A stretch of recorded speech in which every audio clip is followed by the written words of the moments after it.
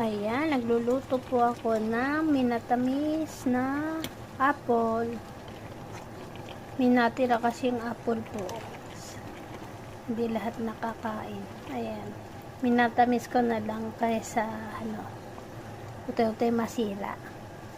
Ilagyan ko po siya ng asukal, kaunting asin. Ayan, masarap na. Maluluto na po siya. Ayan, okay na po yung lambot niya. Ayan, meron na po akong dessert na apple na minatamis.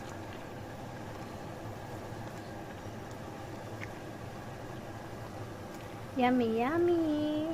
Apple na minatamis. Ayan.